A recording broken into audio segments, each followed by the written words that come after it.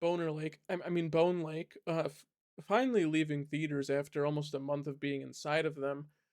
I wasn't really expecting much from this movie. I was looking forward to it mainly because of the posters, but the trailers didn't entice me at all, and I didn't know the cast. I saw a woman who kind of looked like Florence Pugh, and I saw a guy who kind of looked like a budget Dave Franco. But other than that, I wasn't really.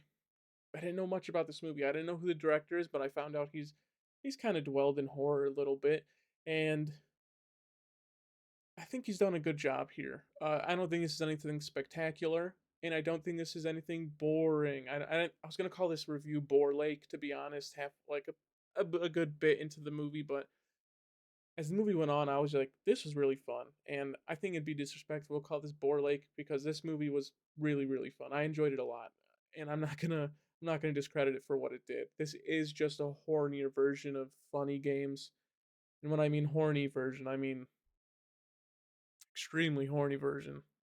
You know, this movie had more sex scenes than the threesome. My biggest review on my channel. I think just because I put the word threesome in the channel tags, the video tags. What a shame. Um, yeah, this movie is really horny. There's probably a sex scene every 10 to 20 minutes in this movie, and if they're not having sex, they're making out or something like that. And you know what? I was all for it. I was like, you know what? Sure. We needed something to replace how unsexy the threesome was with this, I guess. As for everyone in this movie, I think everyone does a really great job, and I'd like to give special shout outs to Alex Rowe and Andrew Nichita. I think they played amazing antagonists in this movie. I didn't think they would be that great. I think they were fucking amazing. Like they really made me feel like I was watching some good classic horror.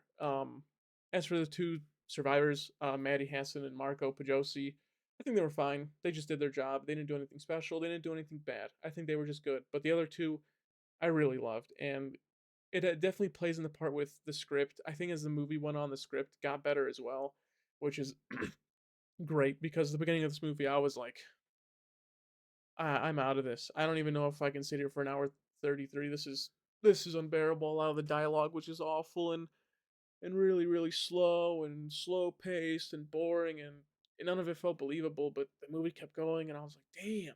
It's like they just like learned how to make a movie 30 40 minutes in, which was great. And I really appreciate that. As for the horror aspects of this movie, I mean, you get two kills in this movie, and they're really good. I think Alex Rosekill especially was phenomenal, and that's probably why I'm glazing the kills so much. Uh, him getting an axe thrown to the back of his head, and he falls down onto a chainsaw, and the blood spewing everywhere. It was fucking amazing, like really good. And then Andrew Cheetah's death, while not as great as it, you get the cool hatchet to the mouth, and her jaw falls off. It looks great, and then her hand and the whole body's getting chopped up by the boat motor. So fucking cool. Really good. And for everything else in this movie, action wise, I mean, the fight and chase scenes for the last 40 30 minutes of this movie are fucking solid and really amazing. And you get some really cool camera shots, especially in the kitchen fight scene between Maddie Hassan and Andrew Nichita. I think they whatever the cameraman was smoking during that scene was some good shit because I thought that was some of the best shots in the movie. Like really. As for the twists, they tried doing two twists in this movie. Um, I, I, yeah, I'm really struggling to talk about one of them, but the first one being Alex Rowe and Andrew Nichita secretly being the owners of this house and setting up everything to see if couples are actually in love and then killing them if they're not. Pretty okay. I mean, it was an okay twist. It was everyone knew. I think the second they stepped into the movie theater that was going to be the twist.